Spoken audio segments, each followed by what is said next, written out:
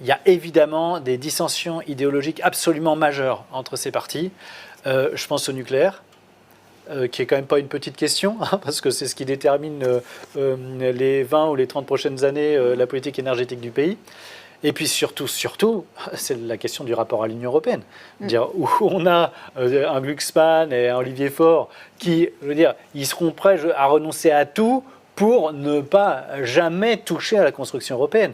Alors que la France insoumise, qui est plus aussi claire qu'en 2017. En 2017, c'était l'Union européenne, on la change ou on la quitte. Hein, c'était clair. Bon, là, stratégiquement, on dit on va désobéir.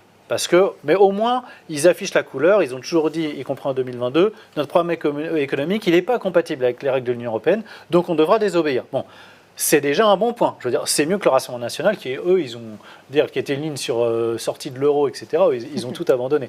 Donc, la France insoumise aujourd'hui, dans les partis qui sont en capacité d'accéder au pouvoir, est le seul parti qui essaie de tenir une ligne de rupture vis-à-vis de l'Union européenne. Et ça, c'est quand même, pour moi, c'est le point central, en fait.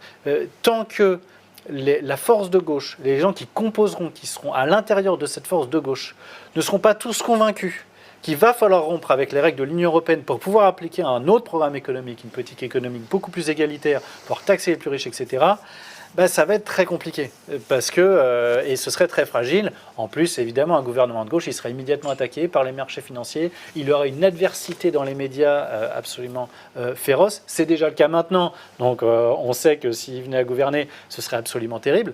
Bon, donc les difficultés sont majeures, et en plus de ça, si la gauche venait à gouverner, mais interdiction d'échouer. Interdiction absolue, parce que si elle échoue, bon bah là c'est fini. Hein. Le Rassemblement national, Syriza, voilà, le Rassemblement national derrière, on l'a, ça c'est gagné à coup sûr.